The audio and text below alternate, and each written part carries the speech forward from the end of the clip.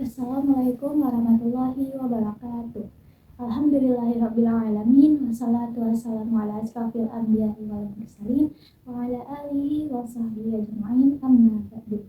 Puji syukur atas kehadiran Allah Subhanahu wa taala, yang mana pada kesempatan kali ini saya dapat mempresentasikan tugas mata kuliah pendidikan IPA kelas rendah dengan keadaan sehat walafiat.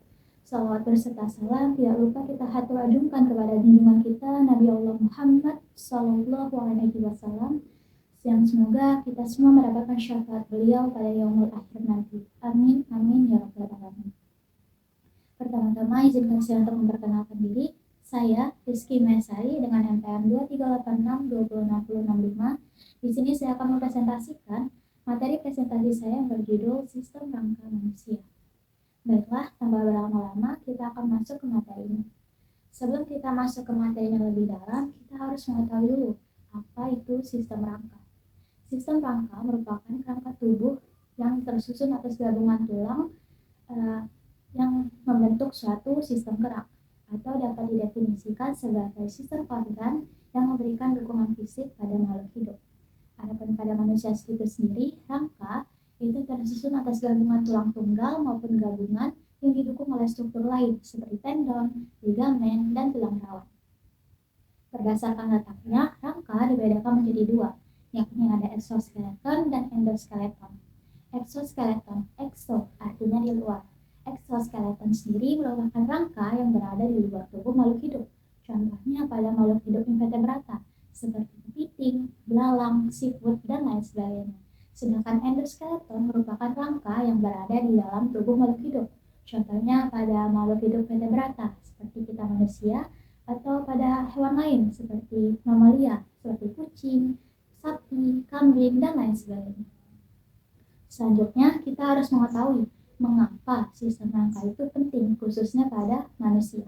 Yang pertama ialah sebagai dukungan struktural. Apa maksudnya? Kita ibaratkan rangka itu seperti fondasi pada gedung ataupun bangunan. Gedung atau bangunan yang kita tahu bahwasannya dia dapat berdiri tegak, tinggi, itu tidak roboh ataupun jatuh karena adanya fondasi yang kuat. Kita ibaratkan sama seperti itu, tubuh kita itu dapat berdiri tegak, dapat menopang dirinya sendiri karena adanya rangka di dalam tubuh kita. Selain itu juga rangka memberikan bentuk pada tubuh kita. Kita ambil contoh wajah kita. Wajah ini terbentuk karena adanya tengkorak di dalam tubuh kita. Fungsi yang kedua adalah melindungi organ-organ vital. Kita tahu bahwasannya di dalam tubuh kita banyak sekali organ-organ yang sangat penting dalam mendukung kehidupan kita. Contohnya seperti otak, jantung, paru-paru, yang dimana organ-organ tersebut harus dilindungi dari gesekan ataupun benturan dari benda-benda luar. Maka dengan adanya rangka itu dapat melindungi organ-organ tersebut dari gangguan-gangguan tersebut, seperti otak kita dilindungi oleh tengkorak, jantung dan paru-paru dilindungi oleh tulang-tulang rusuk. Fungsi yang ketiga adalah tempat melekatnya otot. Kita tahu bahwasannya rangka manusia merupakan alat gerak pasif. Maksudnya apa? Rangka itu tidak dapat bergerak sendiri, perlu adanya dukungan dari sistem otot sebagai alat gerak aktif agar dapat menghasilkan suatu gerakan. Adapun mekanisme terjadi gerakan itu sendiri terjadi karena adanya kombinasi kontraksi antara tulang, sendi, dan juga otot, di mana otot itu bergerak dengan memperpendek panjangnya, lalu menarik tendon dan menggerakkan tulang lebih dekat satu sama lain, sehingga terjadilah suatu gerakan, sehingga kita dapat bergerak seperti berjalan, berlari, dan lain sebagainya. Fungsi yang keempat ialah tempat pembentukan sel darah. Kita tahu bahwasannya di dalam tulang itu terdapat sumsum merah, yang mana fungsi dari sumsum merah itu sendiri adalah sebagai tempat pembentukan sel darah, baik sel darah merah, putih, maupun trombosit. Dan fungsi yang terakhir ialah sebagai tempat penyimpanan zat mineral seperti fosfat, kalsium, dan juga lemak. Kita tahu bahwasannya manusia itu sendiri tidak dapat menghasilkan kalsium sendiri, maka perlu adanya asupan dari luar, seperti kita bisa minum susu yang kaya akan kalsium, yang mana kalsium itu nanti akan diserap oleh tulang-tulang kita, sehingga akan menjaga kepadatan tulang kita agar tidak mudah rapuh ataupun keropos. Selain itu juga di dalam tulang kita itu terdapat sumsum kuning sebagai tempat penyimpanan lemak yang berfungsi sebagai sumber energi bagi tubuh kita. Adapun susunan rangka manusia dibedakan menjadi dua, yakni ada rangka aksial dan rangka pendikular. Rangka aksial atau rangka sumbu tubuh merupakan rangka yang berfungsi sebagai penyokong atau mendukung posisi vertikal tubuh, selanjutnya juga melindungi organ-organ internal dan juga sebagai tempat melekatnya otot. Adapun rangka aksial sendiri terdiri atas tulang tengkorak, tulang telinga dan hyoid, tulang rusuk, tulang belakang, dan tulang dada. Rangka aksial sendiri terdiri atas 80 tulang yang membentang sepanjang sumbu tubuh kita. Yang kedua ada rangka pendikular. Rangka pendikular atau rangka alat gerak itu berfungsi sebagai mendukung pelengkap dan juga memberikan situs fiksasi bagi tulang. Rangka pendikular sendiri tersusun atas alat gerak atas, gelang bahu, alat gerak bawah, dan gelang panggul. Rangka pendikular itu tersusun atas 126 tulang yang merupakan pelengkap dan juga yang menghubungkan dengan rangka aksial. Selanjutnya, susunan tulang berdasarkan bentuknya dibedakan menjadi 3. Yang pertama ada tulang tengkorak. Tulang tengkorak itu dibedakan menjadi 2 bagian. Tulang tengkorak sendiri itu tersusun atas tulang pipi. Tulang tengkorak dibedakan menjadi 2 bagian, yakni tulang tengkorak bagian kepala dan tulang tengkorak bagian wajah. Tulang tengkorak bagian kepala itu sendiri terdiri atas tulang dahi, tulang pelipis, tulang baji, tulang ubun-ubun, dan tulang kepala belakang. Sedangkan tulang tengkorak bagian wajah itu terdiri atas tulang air mata, tulang hidung, tulang pipi, tulang rahang atas, dan tulang rahang bawah. Selanjutnya ada tulang badan. Tulang badan merupakan terdiri atas yang pertama ada tulang belakang. Tulang belakang sendiri fungsinya adalah untuk menyeimbangkan dan juga menyokong tubuh kita sehingga dapat melakukan berbagai posisi gerak. Tulang belakang sendiri terdiri atas 7 ruas tulang bagian leher, 12 ruas tulang bagian punggung, 5 ruas tulang bagian pinggang, dan 4 ruas tulang bagian kelangkang. 5 ruas tulang bagian kelangkang dan 4 ruas tulang bagian ekor. Selanjutnya ada tulang dada. Tulang dada tersusun atas tulang pipi, yang tersusun atas tulang dada bagian hulu, tulang dada bagian keju pedang, dan tulang dada bagian badan. Yang terakhir adalah tulang rusuk. Tulang rusuk itu berbentuk melengkung, fungsinya sendiri ialah untuk melindungi organ vital seperti jantung dan paru-paru.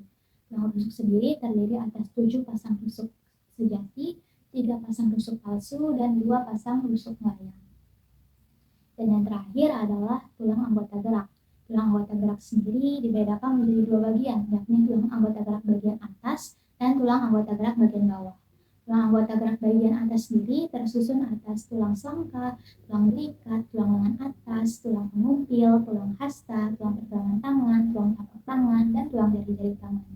Sedangkan tulang anggota gerak bagian bawah itu tersusun atas tulang kemaluan, tulang usus, tulang duduk, tulang paha, tulang lutut, tulang betis, tulang kering, tulang pergelangan kaki, tulang tapak kaki, dan tulang jari-jari kaki. Adapun yang selanjutnya materinya yakni tentang jenis-jenis tulang berdasarkan bentuknya. Ada 4 jenis tulang berdasarkan bentuknya. Yang pertama ada tulang pipa. Tulang pipa itu sendiri berbentuk panjang seperti pipa yang berisi sumsum kuning. Contohnya pada tulang betis, tulang paha, tulang lengan atas, dan lain sebagainya. Yang kedua ada tulang pipi.